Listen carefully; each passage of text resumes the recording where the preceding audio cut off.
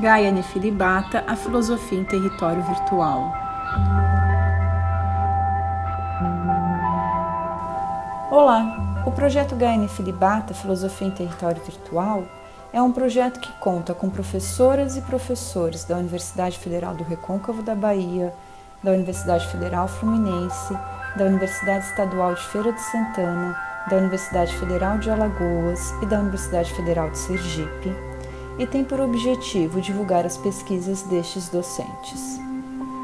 Este é o terceiro podcast do projeto e nele a professora Cristina Amaro Viana Meirelles conversa com o professor e pesquisador Fernando Luiz do Nascimento sobre o tema do terceiro módulo do projeto, o si mesmo, identidade e diferença no coração da subjetividade.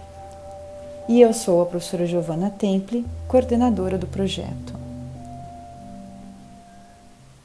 Olá a todas e todos, eu sou Cristina Viana, coordenadora das atividades do módulo 3 do projeto Gaia Nefelibata. O foco desse módulo 3 é a noção de si mesmo em Paul Ricoeur. Então, neste módulo, nós abordamos em 4 vídeos a noção de identidade pessoal no Paul Ricoeur, chamando atenção para a sua originalidade no tratamento da questão, em particular no desenvolvimento dos conceitos, de mesmidade, pseidade, identidade narrativa. Esses vídeos buscaram destacar a importância que a ideia de alteridade desempenha nas elaborações desse filósofo, mesmo quando se trata de pensar a própria subjetividade.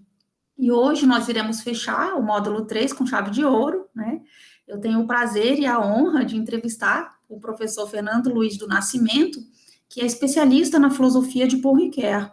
Ele tem contribuições e publicações acerca de vários tópicos da ética do Ricoeur, tais como a sabedoria prática, o reconhecimento, a hospitalidade, a narrativa e também a justiça.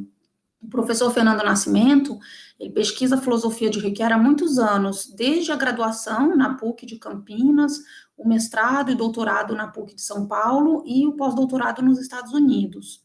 Ele também é um dos diretores da Ricoeur Society e também um dos criadores e administradores da plataforma de pesquisa digital Ricoeur.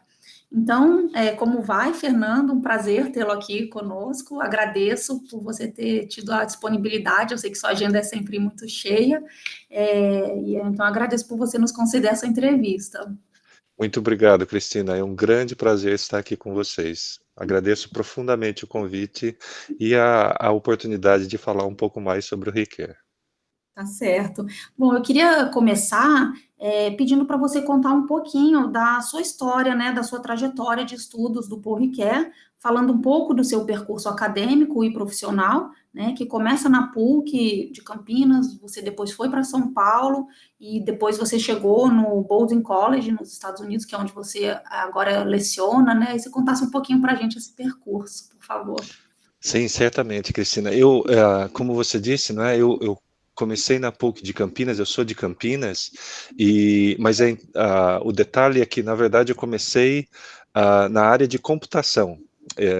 E desde o colégio técnico, na verdade, eu me interessei bastante por tecnologia e desenvolvimento de software, então eu fiz a graduação em computação, uma especialização em engenharia de software, e depois eu trabalhei por 20 anos com desenvolvimento de software, 17 deles na Motorola, que faz telefone celular, Então, essa parte da minha vida, dessa narrativa de vida, ela ficou paralela aos estudos da filosofia. Então, já quando eu estava trabalhando com computação, eu sempre tive interesse por filosofia, meu pai era filósofo, e eu falei assim, eu vou fazer alguns cursos de graduação, assim, mas não a graduação inteira. E isso até é um convite, assim, para pessoas que pensam em filosofia, mas não necessariamente em fazer um curso totalmente estruturado, que isso hoje em dia é muito possível, Você faz alguns cursos aqui e ali das áreas que te interessam, particularmente com essa onda de cursos à distância, isso pode se tornar uma alternativa para muita gente. Mas o fato é que, fazendo esses cursos, eu me encantei terminei a graduação, aí recebi o convite para fazer o mestrado, depois o doutorado na PUC de São Paulo, mas eu sempre tentei, durante toda a minha formação, deixar esses dois mundos separados. Toda a minha formação de filosofia era na área de ética, a partir da filosofia de Paul Ricoeur, em particular com o conceito de sabedoria prática, mas eu, em nenhum momento eu fazia conexões com a tecnologia. Até 2017, na verdade 2015, quando, junto com o professor George Taylor, aqui dos Estados Unidos, nós recebemos uma bolsa para um instituto que aconteceu na Carolina do Norte sobre a integração entre filosofia e tecnologia dentro de um contexto que aqui se chamava humanidades digitais. Esse contexto é bem fluido, assim, ele muda bastante de contexto para contexto, mas foi a primeira vez que eu pensei seriamente em colocar as duas coisas juntas. E aí, em 2017, eu recebi o convite para fazer um pós-doutorado um pouco diferente dos modelos que a gente normalmente tem no Brasil, porque era um pós-doutorado não só de pesquisa, mas também de docência. Então, eu já vim aqui para os Estados Unidos para dividir o tempo entre dar aula e fazer pesquisa. E tive muita sorte de uma vaga abriu aqui na universidade, e então já é o meu 4º ano, agora eu dou aulas aqui na área de filosofia da tecnologia. Então, houve uma certa migração assim da minha atividade para pensar sobre as formas que a ética de Ricoeur, em particular, a forma como ele percebe o ser humano dentro do contexto dos sentidos nos quais a gente vive, ela é fundamental para entender as transformações das tecnologias digitais.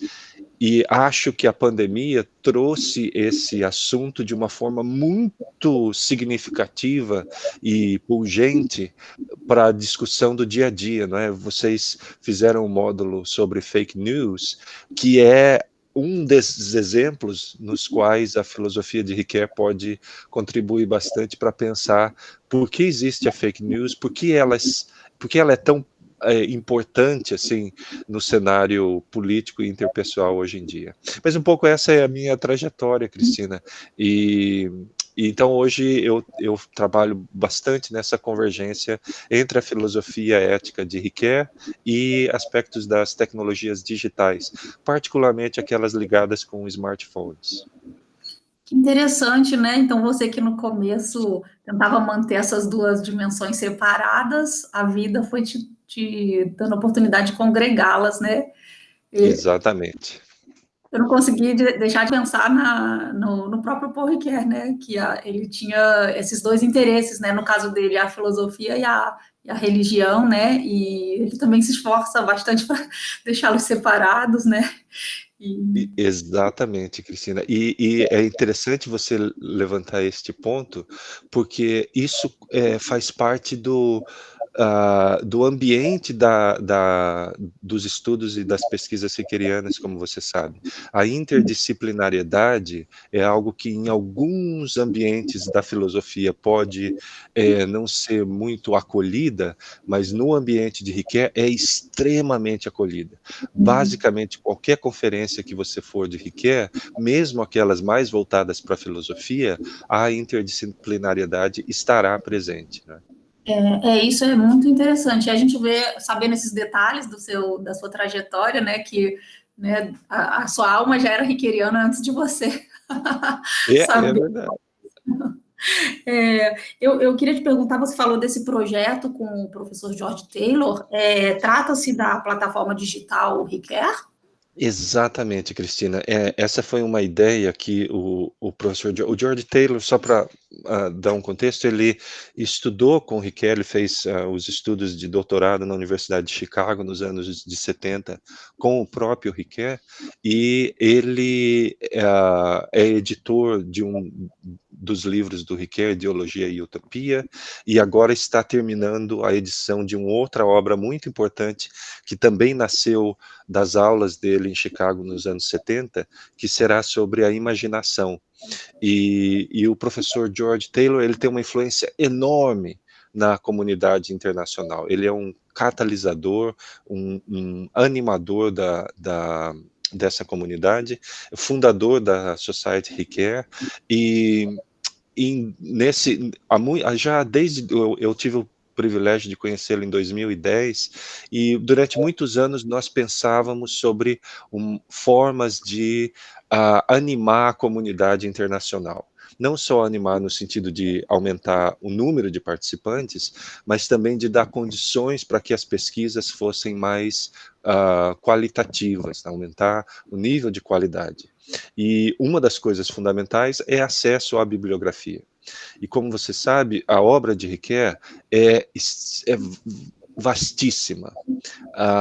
Só para termos uma ideia de quão vasta ela é, o Ricoeur escreveu desde os anos 30 até 2005, e com várias obras póstumas, né, que estão ainda sendo trabalhadas, publicadas. Mas só de bibliografia primária, as coisas que o próprio Ricoeur contribuiu, o catálogo atual em francês conta com 50 livros e quase 1000 artigos em francês, uma boa parte deles traduzido para o inglês, espanhol, vários deles traduzidos para português, alemão, italiano, outras obras. Então, navegar nessa bibliografia é um desafio. E particularmente para pesquisadores em lugares um pouco mais afastados do centro, que é Paris, onde fica o Fonds Ricoeur, que é o arquivo do Ricoeur, como você sabe. Então, o nosso objetivo era criar uma plataforma digital que permitisse alunos de doutorado, pós-doutorado, pesquisadores, professores, encontrarem referências relevantes para que suas pesquisas se tornassem mais com mais qualidade e profundidade. E é nesse contexto que nasce o Digital Ricoeur. Hoje em dia, nós temos todos os trabalhos publicados em inglês, digitalizados e processados, e todos os livros em francês, 35% dos artigos em francês, vários artigos em espanhol e quase todos os artigos em alemão, e os livros também em alemão. Então, e agora existe um dilema, que é o problema dos direitos autorais. Nós não temos os direitos autorais de todas essas obras. Na verdade, assim, seria um trabalho quase impossível de procurar o direito autoral para todas as obras antes de publicar algo. Mas nos Estados Unidos e no Brasil, isso é verdade também, na Europa também, existe uma exceção para os direitos autorais, que eles se chamam do uso justo, ou fair use, que permite, para finalidades de pesquisa, que a gente mostre um pedaço da obra. É mais ou menos quando a gente usa o Google Livros e faz uma pesquisa e o Google mostra pedaços do livro. Ele usa essa mesma precedência legal. E então o que nós fizemos, e é o que é disponível na plataforma, é uma pesquisa muito eficiente, em que você entra termos, conceitos que você está pesquisando, e ele te devolve as localizações nos artigos, nos livros, com o número de da página, e um pequeno contexto. E a partir disso você pode buscar essa obra e trabalhar sobre ela. Então, é uma forma de otimizar o trabalho de pesquisa original, não só aumentando a velocidade, como nós esperamos também aumentando a qualidade. Agora, nesses últimos 2 ou 3 anos, nós temos um projeto de pesquisa que está incluindo inteligência artificial nessa plataforma, de maneira que a gente possa retornar menos resultados, mas com mais conceito. Então, hoje, a gente só consegue mostrar 1 ou 2 sentenças em torno da sua pesquisa. Então, se você coloca, por exemplo, justiça, vai aparecer todos os pontos em que a palavra justiça foi usada, com uma ou duas sentenças em volta. Nessa nova tecnologia, o que a gente quer é... Mas isso mostra tudo, centenas, às vezes milhares de resultados. Com a nova tecnologia, a gente entende e tenta usar a inteligência artificial para entender como o Riquet escrevia, porque todos nós usamos palavras semelhantes para textos conceituais semelhantes. E a inteligência de máquina consegue detectar esses padrões de escrita. Então, ao invés de retornar um pouquinho de cada resultado, a gente vai retornar talvez um parágrafo que já permite uma citação, mas com mais qualidade, porque levando em consideração o contexto semântico no qual o Riquet usava esses conceitos. Então, esse é um pouco do Digital Recur. Todos estão convidados, é uma plataforma gratuita, você só precisa preencher alguns campos básicos dizendo do seu interesse de pesquisa e você tem acesso à plataforma. Muito interessante. Eu já utilizei a plataforma Digital Recur e agora, que já é boa, né? E com a implementação dessa nova tecnologia, vai ficar ainda mais precisa, né? Pelos dados que você falou, Fernando, então convém eu procurar não só em francês, mas também, sobretudo, em inglês, né? Eu vou ter um resultado maior se eu colocar em inglês, né? Exatamente, Cristina. E você consegue fazer uma pesquisa geral e depois filtrar por língua, ou se você quer só resultados de livros ou resultados de artigos. Então, a plataforma dá um pouco dessa flexibilidade também. Um outro destaque é que a plataforma, o objetivo é atender a necessidade da comunidade. Então, algo que a gente colocou desde a primeira versão é uma forma de você mandar comentários e sugestões. E vocês podem mandar tanto em inglês, quanto francês, quanto português, porque tudo passa pela gente. Então, os comentários são muito bem-vindos. Tá certo, é muito valiosa essa informação. Bom, a gente sabe, né, que você faz parte da Recur Society já há algum tempo, né, e atualmente você até compõe o corpo diretor, né, dessa importante sociedade. Eu queria que você falasse um pouquinho para a gente sobre o seu trabalho na Recur Society e também sobre a contribuição que a sociedade tem dado na difusão das pesquisas sobre o Paul Ricoeur, não só nos Estados Unidos, mas também a nível mundial. Obrigado pela pergunta, Cristina, que me dá a oportunidade de falar um pouco sobre a comunidade do Ricoeur, que cresce exponencialmente no mundo, em vários lugares. A Society for Ricoeur Studies aqui nos Estados Unidos, ela já tem 17 anos, como eu disse, ela foi fundada pelo professor George Taylor e com alguns outros professores que são referências no estudo de Ricoeur, e ela tem encontros anuais. Uma das coisas nas quais eu tenho tentado ajudar é na internacionalização da Society. Então, só para a gente pensar um pouco sobre a modificação, nos primeiros anos, a audiência era exclusivamente de americanos e canadenses. Neste ano, na conferência de 2020, que foi online, e isso é um fator que também ajudou nesse aspecto, nós tivemos a participação de contribuições de 25 países, em várias línguas, inclusive português, e contando com a sua apresentação, não é, Cristina? Então, esse é um dos movimentos da Ricoeur Society, é animar um pouco essa comunidade internacional. Hoje, na América Latina e Portugal e Espanha, há uma outra associação chamada ASIER, Associação para os Estudos Riquerianos da Ibero-América, e ela já está em operação há mais de 10 anos, já tivemos 5 encontros bianuais, e ela também nasceu como, vamos dizer assim, um fruto da Ricoeur Society. A Ricoeur Society também ajuda a organizar palestras e conferências na Europa, várias delas foram feitas em conjunto. Um outro trabalho que a gente tem na Ricoeur Society é a publicação de uma revista especializada, que é na verdade, um trabalho conjunto entre a Ricoeur Society e o Fonds Ricoeur, francês, e a revista chama-se Études Ricoeuriennes, ou Ricoeur Studies, e ela tem uma publicação de qualidade, com revisores, revisão em par e publicada semestralmente sobre temas em torno da filosofia do Ricoeur.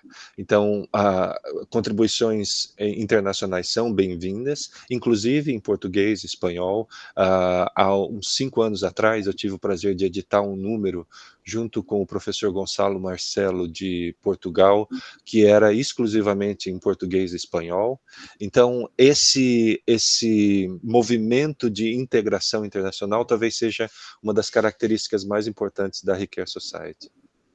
É muito interessante, e eu, assim, enquanto pesquisadora, percebo, né, essa abertura crescente, né, mesmo esse ano mesmo, como você falou, a gente poder apresentar na nossa língua é de uma conveniência bastante grande, né, então, a gente vê muito progresso, né, nesse sentido, né, a inclusão mesmo, né, esforços inclusivos, né. Exatamente, Cristina.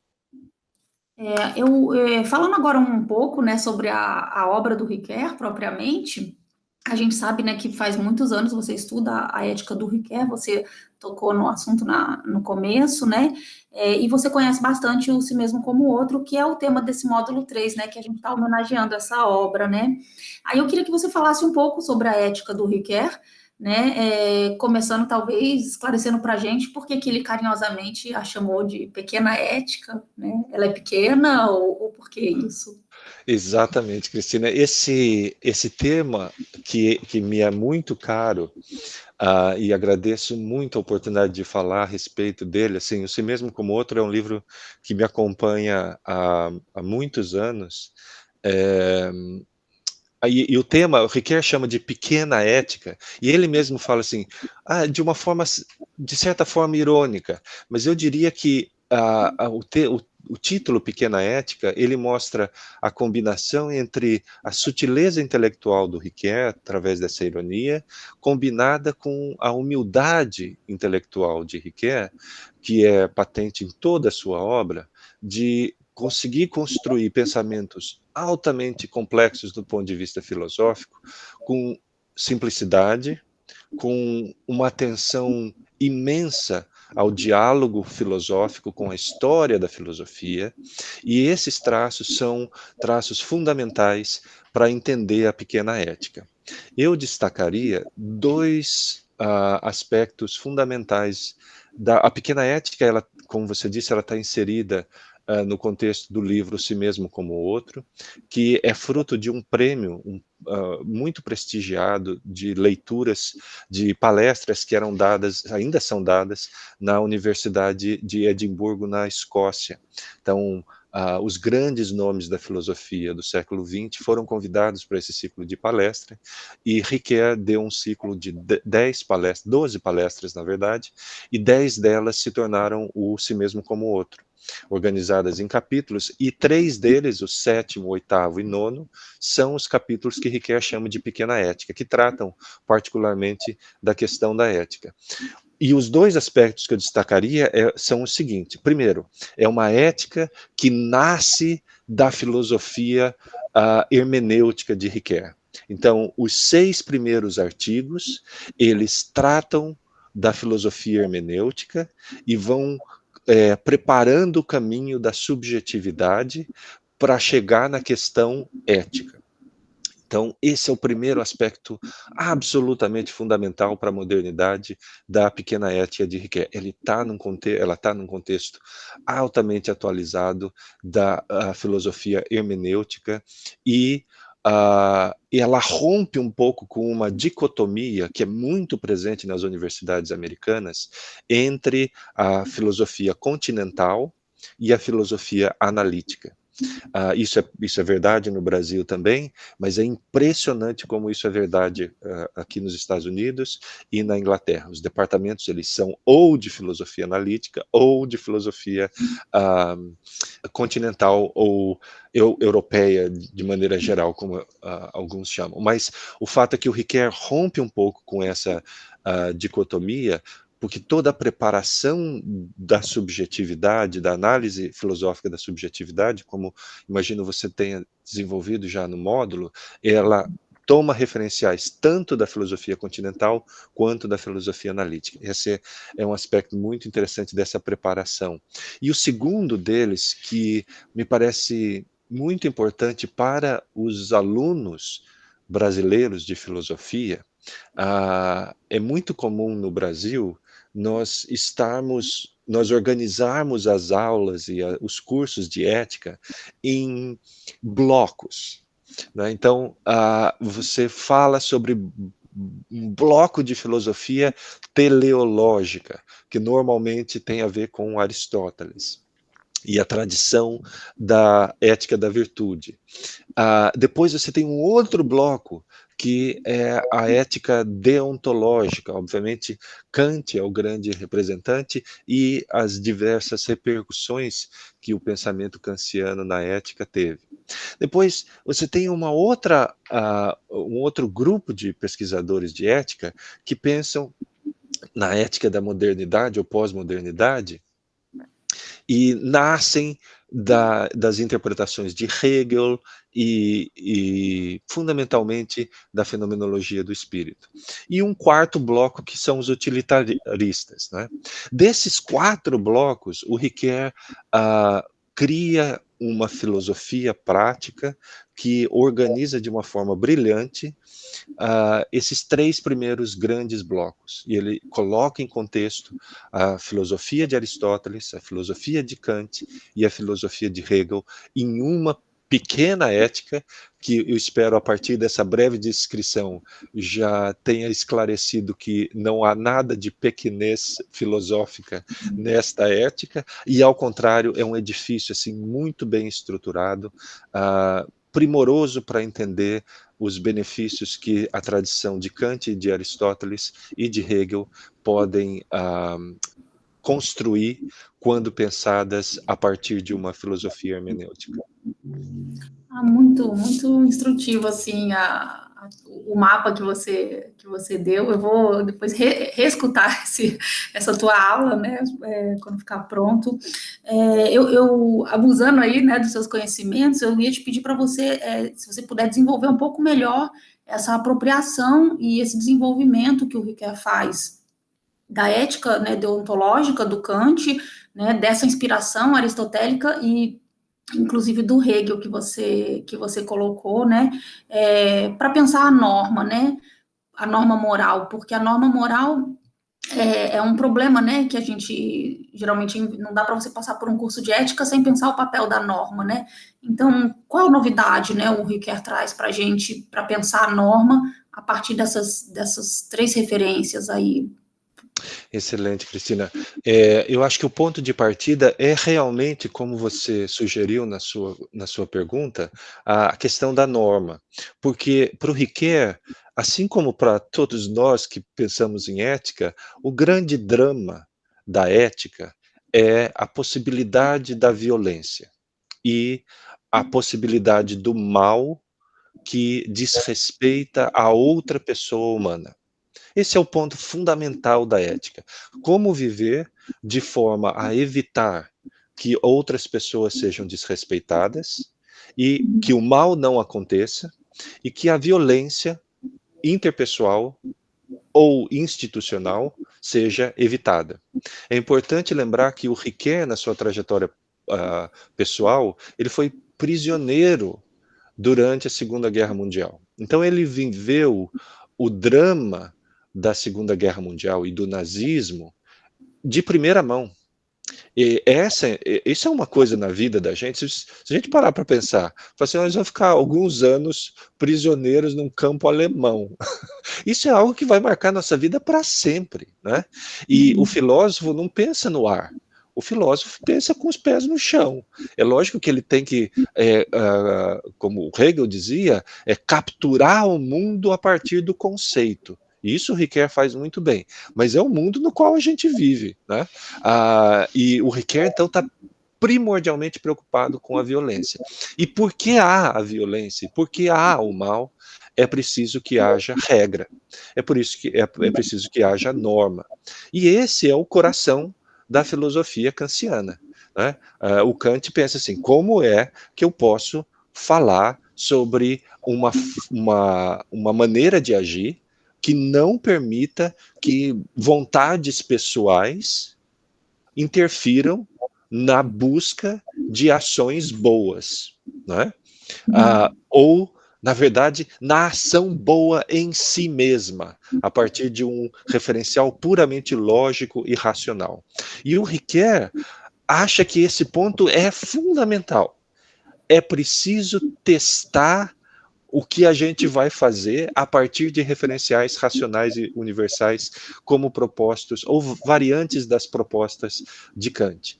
Entretanto, então, esse é o ponto em que Ricoeur está, assim, muito próximo de Kant. A norma é necessária, ela é um passo fundamental para que o mal e a violência e a manipulação de um homem pelo outro seja evitada. No entanto, ele acha que o Kant, vamos dizer assim, eu não quero usar a palavra errou, porque isso pode despertar a fúria dos nossos colegas kantianos. Mas eu queria só dizer assim, que talvez ele não tenha levado em consideração a importância que o desejo tem para o ser humano. Nós não somos iminentemente, segundo Ricoeur, e eu tendo a concordar, seres que conseguem operar unicamente no registro lógico-racional. Nós não somos máquinas de calcular. As nossas ações no mundo, elas nascem da vontade, do desejo de viver bem. E o Ricoeur acha que Aristóteles capturou isso de uma forma muito pertinente na Ética Nicômaco. Um dos conceitos fundamentais da Ética a Nicômaco é a ideia do desejo racional ou da razão desejante. Então, é esse casamento entre desejo e razão que movimenta a ação ética humana. Então, Ricoeur acha que o ponto de partida deve ser esse desejo de viver bem em comunidade, né? Então, uma analogia, assim, se a gente for para uma ilha deserta e a gente chegar lá e falar assim, vamos criar uma comunidade ideal. Ela nasce dessa vontade de estar junto. Só que essa vontade de estar junto pode levar à violência, ela pode levar ao abuso de um pelo outro. E aí nasce a necessidade desse segundo passo, que é criar a norma. Então, olha, segunda-feira eu vou tirar um pouco para a gente tomar aqui na nossa ilha deserta. Terça-feira é você. E aí a gente cria. E se você não fizer a sua parte, você também não vai tomar o coco que eu vou pegar. Então, isso aí é que nasce a norma. Mas o problema. Então, nasce o desejo de estar junto, passa pela norma, e isso nos leva a problemas na execução da norma. Por exemplo, hoje em dia nós falamos sobre fake news, né? A política de desinformação na internet. Então, a gente nasce da vontade de estar junto, de comunicar, de ter conexões com os nossos colegas, só que essas conexões, elas podem ser utilizadas para o mal, para a desinformação, para a manipulação. E o problema é que só a norma, não dá conta disso. Porque ou você teria que acabar com a liberdade de expressão e falar assim, não se pode falar mais sobre determinados assuntos, isso seria uma norma universal que serviria para todo mundo. Ou pode-se falar qualquer coisa, inclusive se isso estiver fomentando o ódio, a divisão e a morte. São dois extremos, são dois princípios que se contradizem na sua aplicação.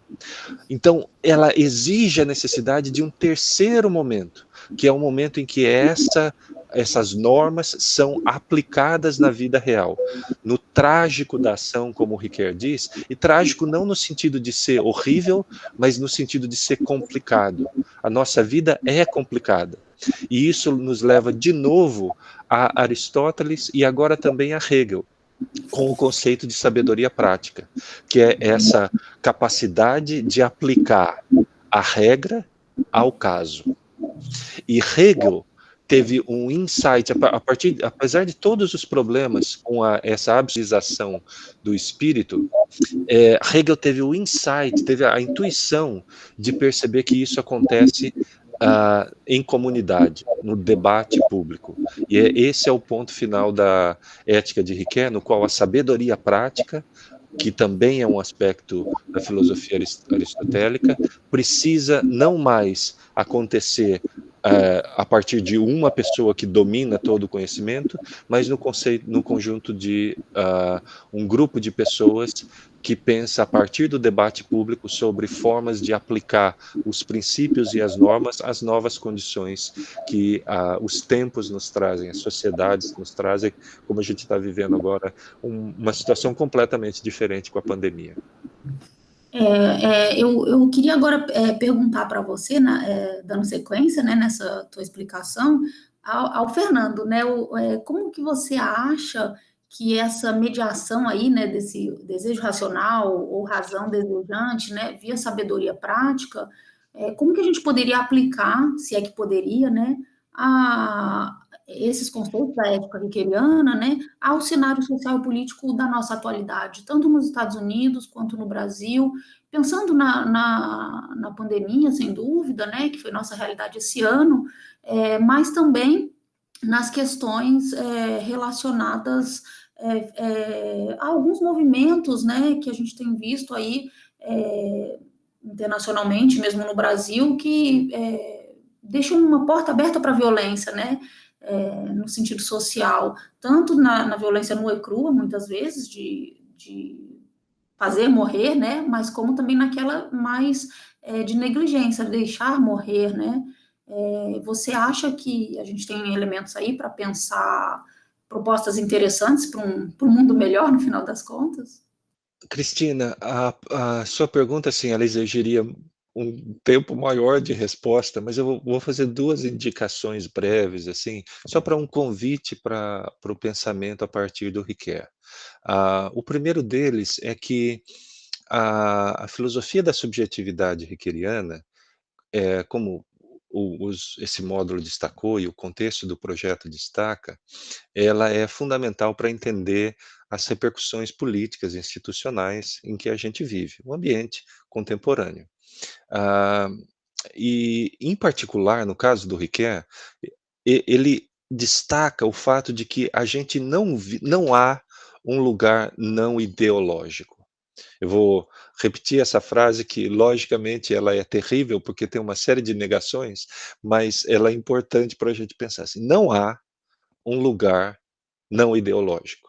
Ou seja, nós sempre falamos a partir de ideologias. E para o Ricoeur, ideologia é o conjunto dos símbolos que organizam a compreensão do mundo. Ou seja, ela é um conceito mais abrangente do que o conceito de ideologia da tradição marxista, que normalmente é um conceito negativo. Para o Ricoeur, não. Para o Ricoeur, a ideologia é algo intrínseco das sociedades humanas e é inevitável. Né? O que você deve fazer é criticar as ideologias a partir de evidências explanatórias. Então, é onde a explicação se junta à compreensão ou ao entendimento. Eu acho que pensar nessa ideia de que todos nós vivemos em universos de sentido é absolutamente fundamental para entender o que a gente vive no Brasil. Porque um determinado grupo de pessoas vive num universo de sentido no qual o bom, o justo, o efetivo tem uma série de significados que podem ser completamente diferentes do que o outro grupo de pessoas acredita que seja o bom, o justo, o saudável Então, assim, é preciso entender essa condição humana fundamental de que nós não vivemos num universo empírico, em que a todo momento nós temos testes científicos plugados na nossa cabeça para dizer isso é assim, isso é o fato. Não, toda a nossa compreensão, toda a nossa forma de viver, ela é mediada por símbolos, por significados. E esses significados não são externos a nós mesmos. Depois de eu passar minha vida pensando que isso é bom, vivendo num universo simbólico no qual eu acredito que isso ou aquilo é justo, isso se torna parte de mim mesmo. É uma subjetividade que nasce da interpretação. Essa é a dimensão ontológica da hermenêutica riqueriana. E entender isso é entender que quando você pretende simplesmente convencer o outro, sem partir do pressuposto hermenêutico, você está fazendo, primeiro, algo que não é muito produtivo, e segundo, algo que é violento, porque convencer o outro é tirar não apenas o seu referencial simbólico e intelectual ou epistemológico, mas é tirar também a sua identidade, que foi sendo construída a partir desse movimento reflexivo, no qual eu digo: "Isso é bom, e eu faço isso, e portanto eu sou bom". Então, entender isso me parece um pressuposto para o começo do diálogo, que é tão necessário nas nossas sociedades, tanto no Brasil quanto aqui nos Estados Unidos. E o segundo movimento que está associado com isso é entender que vamos dizer assim, andar em comum exige que essas interpretações, que são diferentes, sejam tratadas como diferentes, como conflitantes. Riquet tem um livro que se chama O Conflito das Interpretações. Então, não esconder essas interpretações diferentes, mas buscar formas que são sempre exigentes e exigem criatividade, imaginação, boa vontade, para que a partir do conflito das interpretações possa ser buscado uma ideia nebulosa de bem comum, de um bem que possa respeitar o outro, de uma vida que possa respeitar o outro. E esse talvez seja a contribuição maior da filosofia do Riquet, que me parece absolutamente fundamental nos ambientes políticos que temos vivido, tanto no Brasil quanto nos Estados Unidos, né.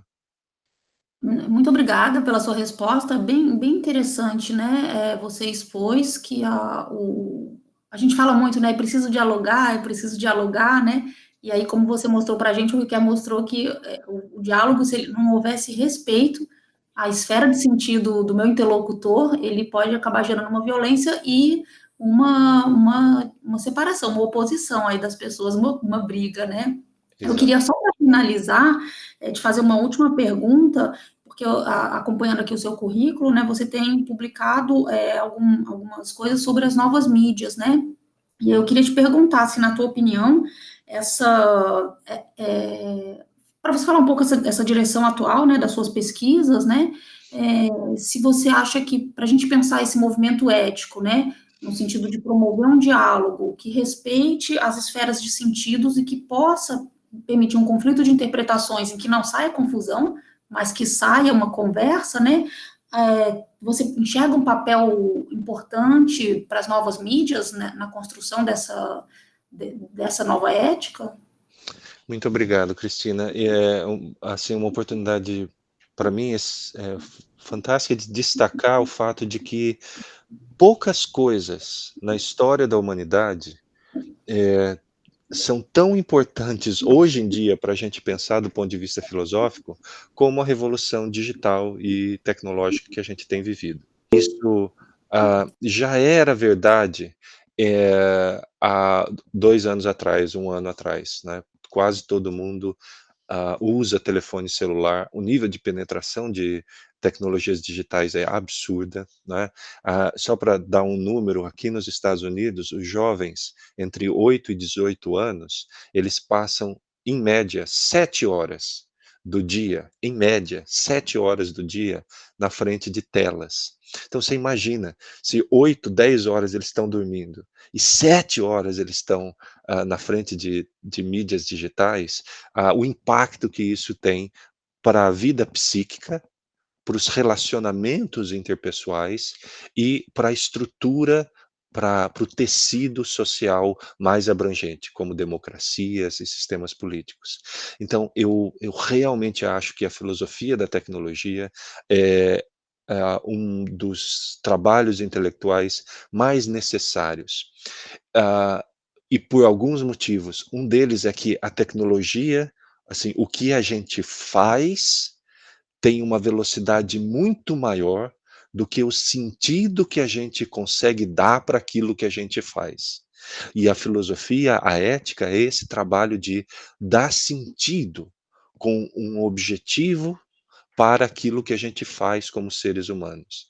Então, existe uma corrida hoje injusta entre o que a gente faz e o sentido que a gente quer atribuir para aquilo que a gente faz. E isso, para mim, tem se tornado objeto da minha pesquisa, e eu tenho pensado bastante sobre a aplicação do conceito da pequena ética de Riquet de sabedoria prática na construção de artefatos digitais. Durante a história contemporânea, houve uma cisão, uma divisão profunda entre fazer a técnica e ser ético, ou a ética em geral. Muitos e muitos anos dessa cisão em que alguém faz, e o que você faz como artesão, por exemplo, não tem uma repercussão muito grande do ponto de vista ético, ou aparentemente não tinha. Hoje em dia, uma determinada plataforma social pode modificar de forma assim, dramática aspectos éticos das pessoas, das sociedades, inclusive das relações internacionais. Então, pensar a ética junto com a tecnologia é não só uma boa ideia, me parece, mas algo fundamental para construir essa a vontade de viver bem de uma forma efetiva nos anos que nos seguem, com a esperança de que eles não sejam tão mediados pela tecnologia a partir depois da pandemia, mas os efeitos da pandemia só vão estressar esse movimento que já estava acontecendo nas nossas sociedades contemporâneas. Tá ótimo, Fernando, a gente já estourou o nosso tempo. Eu não tenho palavras para te agradecer por essa maravilhosa entrevista, muitos elementos muito interessantes você trouxe, e muito obrigado pela sua disponibilidade, tá bom? Foi muito prazeroso para mim conduzir essa entrevista. Muito obrigada. Eu que agradeço, Cristina, muito obrigado pela oportunidade, pelo convite, sempre gentil, um prazer estar com você. Gaia Nefilibata, a filosofia em território virtual.